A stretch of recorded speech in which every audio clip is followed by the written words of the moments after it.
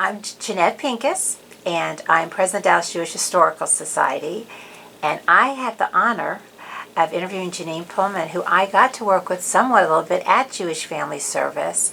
She was the volunteer coordinator at one time with it. I'm going to let her share her story of what she got to do when she was there. So thank you so much for doing this for us. Today is Tuesday, March 18th, 2025. So Janine, first off, I'd like to know, how did you start getting involved with Jewish Family Service? So it's interesting how having a child after working brings you home and you don't know what to do with yourself. And I remembered growing up seeing a sign that said Jewish Family Service, and I knew it served families. So I called Jewish Family Service here in Dallas, and I said, I'd like to do something. Is there something I can do? And I met with Sue Saya. And of course, Sue was wonderful at finding opportunities. And I started by helping with transportation for seniors who needed to see the doctor, or people of any age, whoever. What kind of years was that, June? We're talking 1980, January 1980. And it grew from that point in time until a few years later, quite a few years later, when the resettlement program started. And when that happened, I was in charge of the volunteer program for the resettlement program. How many individuals went through that? A lot. Yeah. I don't even remember what the final number was, and so to guess would be wrong. So it was a lot of people, and we had a lot of volunteers. It was the epitome, it was the best of the community coming together. The congregations, individuals, everybody working together to resettle the families. Now, I'm going to ask you this too. Do you have any kind of what dates that was? Was it the years? Was it late 80s? It started maybe a little bit in 88, but mostly 89, 90. Mm-hmm. And then it just grew. And it was a wonderful program. And when did you, at that time, that was still a volunteer, or you were hired at that time? By the time of the resettlement program, I was hired. Arnie at the time called me up one day and said, I have something for you. So I said, fine. He said, but I didn't tell you what it was. And I said, it doesn't matter. And then when he told me what it was, I knew it was something I wanted to do. So that was it. So that took a number of years, and your position developed. My position developed. Yes. And I was assistant to Sue. Sue oversaw, all of it. She was my mentor, my teacher, my friend. She was wonderful, and is still wonderful. And I learned a lot from her. She got me interested in understanding the importance of the position as a very important position for a nonprofit, and I joined the volunteer component. Well, not really the volunteer component. Oh my goodness, you're going to have to clip this one. The professional component of the volunteer services. Yeah, that's what I was going to ask you. With Jewish Family Service, I know it started opening up that we were also working with non-Jews and Jews. Right. So what other organizations did we partner with, or did you include? I can't say that I remember partnering except within the food pantry. Okay. The food pantry was the most. I mean, it was North Texas Food Bank. We worked with Metroplex Services. Forgot what they were called actually. Mm-hmm. Right. But a bunch of different organizations, but mostly within the Jewish community. And I think in time, as the years went on, things changed as the agency changed. But during the time I was there, it was, we served anyone that needed the help, but we focused on the Jewish community, especially the seniors, and services for those that needed counseling. You mentioned when you got here that you found to start volunteering. What is your background? That you must have come from something that this was of interest for you from what you've been doing. You know, when I was a child, my mother used to volunteer and do different things, and so I remember she would say, "Oh, we need to go collect for," and she'd tell me an agency, and so she'd send me, and I'd go down the street, and I would tell people who I was collecting for, and I would give them challenges, unbeknownst to me that was not the way to do it, but I used to get 50 cents in those days, basically, from people, and I had one person who gave me $5. So the next person I had said, "Well, Mrs. So-and-so just gave me $5. Aren't you going to give me 5 too?" And my mother started getting phone calls, and so I realized, oh, I guess I'm not supposed to do that. And I think I was in 3rd grade. So I was a kid. What did I know? But it was always something that we did. We just always volunteered to help and do whatever, and it just happened. I mean, that was my upbringing. Well, I always felt you were very natural about it, that if something was needed at the agency, workers would come and say we needed something, you would find a volunteer. That was my job. And you just would. But Sue did the same thing. Yeah. I mean, we just knew. And it's interesting because I'll never forget, Sue told me once, she said, you know, don't be afraid to call people who are working, because people who are working are really good at scheduling their time. And they can make time to take someone to a doctor appointment. And so I remember she was right. There were a lot of volunteers who were still working and would take an hour or 2 hours out of their day because of the type of work that they did. And it was a godsend to those that needed it. And also with the volunteers, you vetted them. I mean, each one of these volunteers had to be interviewed and to make sure they were appropriate for what you wanted from them. Right. Yes. Right. Okay. Now you mentioned you worked for Arnie, so I know what location that was. Where did you work? So we started work. Well, it depended. When I was helping with the food pantry, we were in the Federation building, and when we were once we moved up north, and we were on Coit. That was the resettlement program. And then we moved to the location the agency is currently in, and that was the height of the resettlement program. And then now they're moving on. So it's been a long time. Janine, how many years have you worked for Jewish Family Service? I worked 22 years. Wow. Okay. And I've been gone 12, 13. Actually, that's not that long.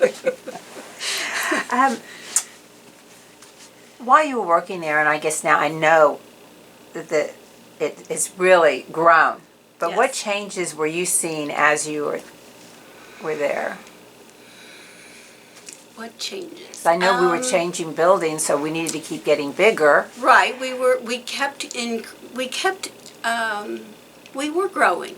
There's no question we were growing. I think we were able to offer more and different type of services, you know, from counseling to the employment services and expansion of that, the food pantry, obviously expansion of that, the volunteer program expanded.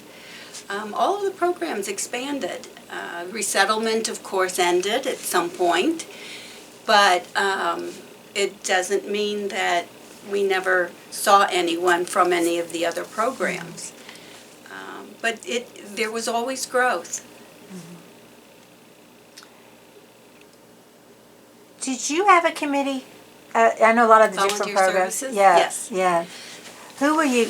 Anybody that you remember highlighted that really was helpful, or that wasn't chairing it, or that you want to mention? Gosh, I haven't thought about that in a long time. I think one of the most interesting components, because all of the volunteers who chaired it were wonderful. They had their heart in volunteerism. They always wanted to do what was best. Based on Sue's experience and then the changes going into criminal background checks and all these things, we had to get the committee and then the board approval to be able to move forward, but we did. And I think it brought more credence into the program. And, you know, I also think that when you're working within a program and you see that there's growth, I was somewhat challenged, I remember, by Michael to try and bring in some extra funds. And it's like, okay, the volunteers themselves bring in, they donate, they do whatever. But that's when we came up with the program for the baskets for the bar and bat mitzvah kids. And so that was something that we started. And then years later, we started the Klein internship program. So that was a boon. And it's, as I keep reading, it's still going on. So, That was you know, Jewish a Historical Society. We use it here. Mhm. And you guys have, I think, from the very beginning. Yeah. So, yeah, I mean, sometimes it's hard. So for some people it's very hard. For other people it's very easy to come up with new ideas. But we've been fortunate. The community has been supportive. And some people in the community have brought ideas to us. And we've been able to work from there. At least that was my experience. But it was a wonderful way of giving back to the community. Even though I was working, it was still giving back.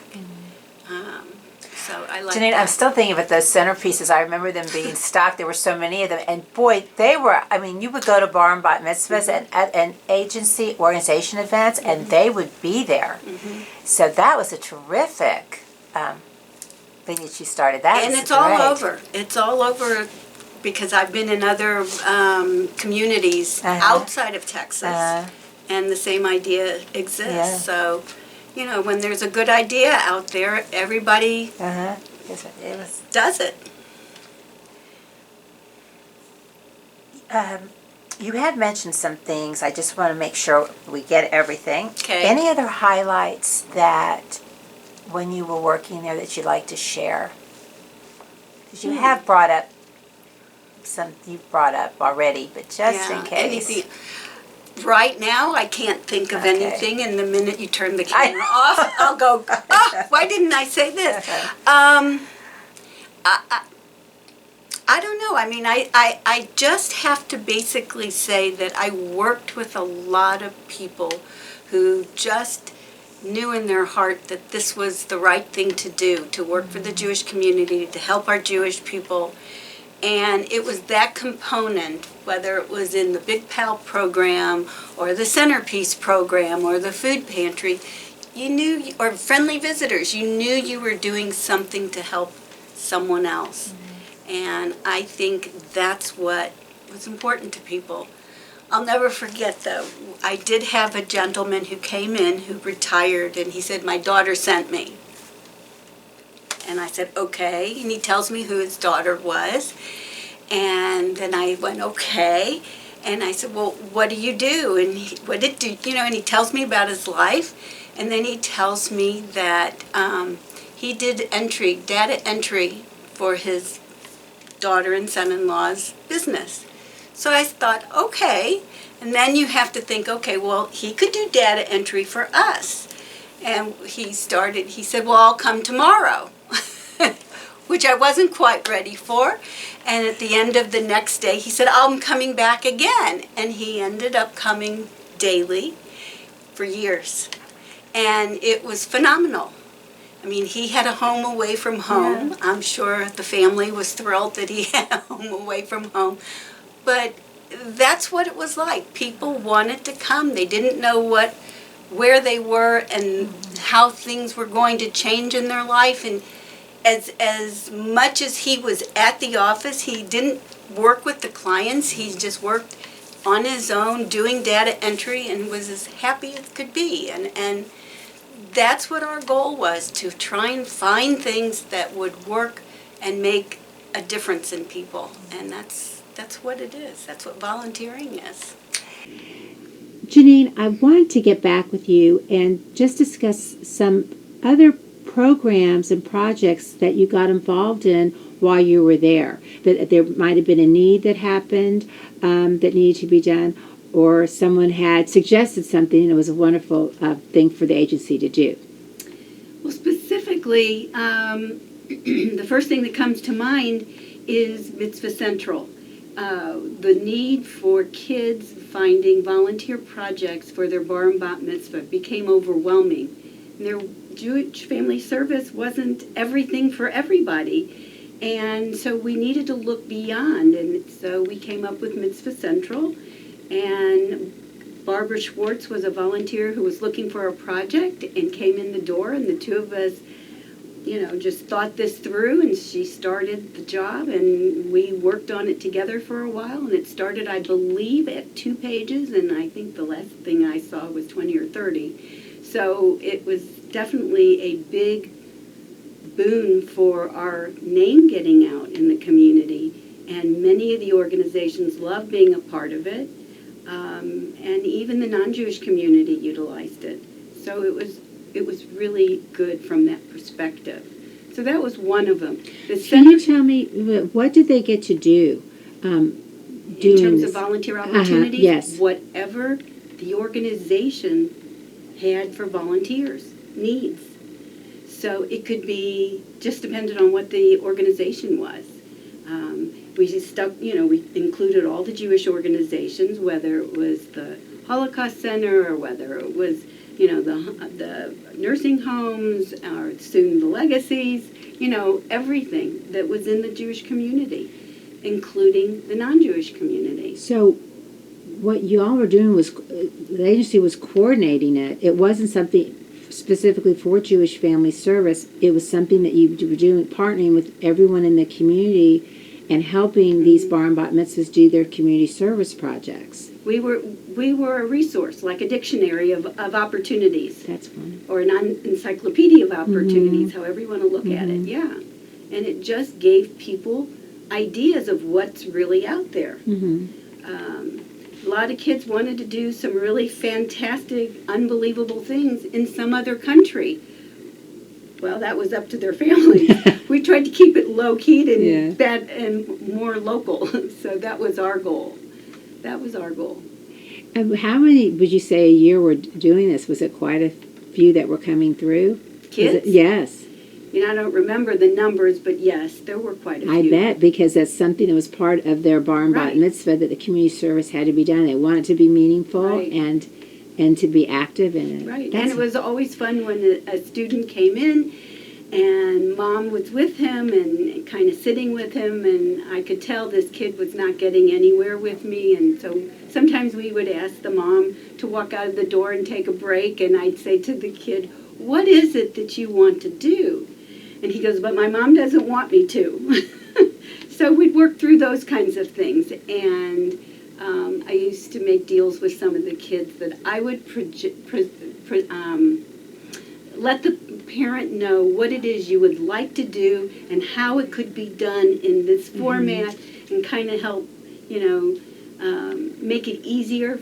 And sometimes it worked and sometimes it didn't, but that was an interesting part of working within the community and trying to find things for kids that just didn't want to do what mom wanted them to do, or that didn't want to do it at all. Well, that was a volunteer experience. That's great. Okay, and you mentioned there was another program too. Well, we started the centerpieces for Tzedakah, and I think I mentioned earlier that we were trying to figure out ways that we could help bring in more money to help in the food pantry or whatever the purpose was at the time. And it took off. I had seen it in a community in St. Louis, where I'm from, had the project ongoing, and I checked into it a little bit, and I thought this is something that we can do. And we had some people who were very artistic, who liked to play with this type of stuff, and it took off. And I think they're still doing it. So, it was a great program. Lots of people enjoyed making them. I know I personally used it when my kids were getting bar and bat mitzvah. That's a long time ago. So. Yeah, it was a great project. And great project, and a great way to also,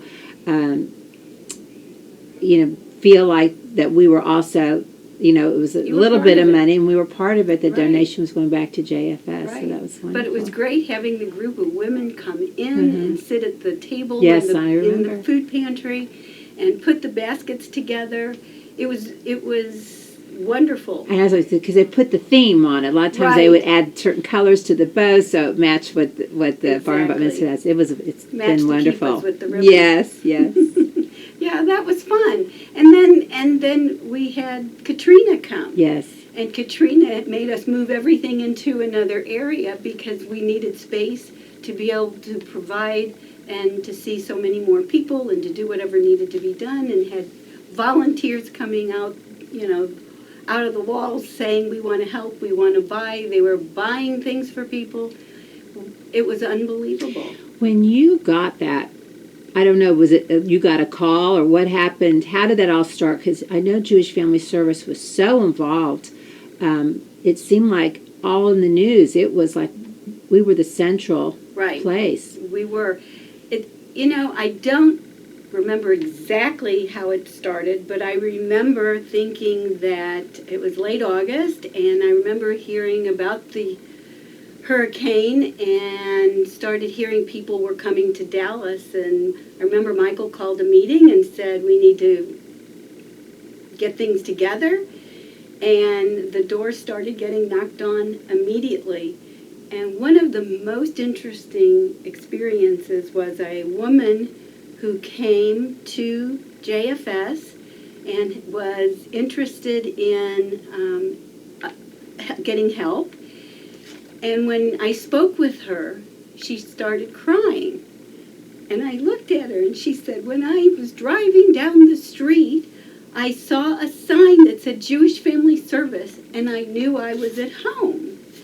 And I thought, oh, that's interesting. And this was a lovely black woman. Not that it mattered, but, and I said, how did you know Jewish Family Service? And she said, I worked at it in Louisiana, in New Orleans.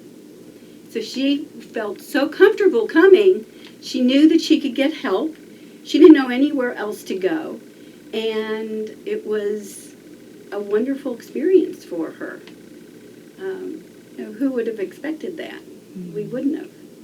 So, a lot of nice experiences throughout the volunteer program. It always has been. It's always a heart warmer. I know Debbie Weiner, when I interviewed her, she had mentioned when Katrina happened how you put a call in, and it was like the whole building became just like a warehouse. Yes.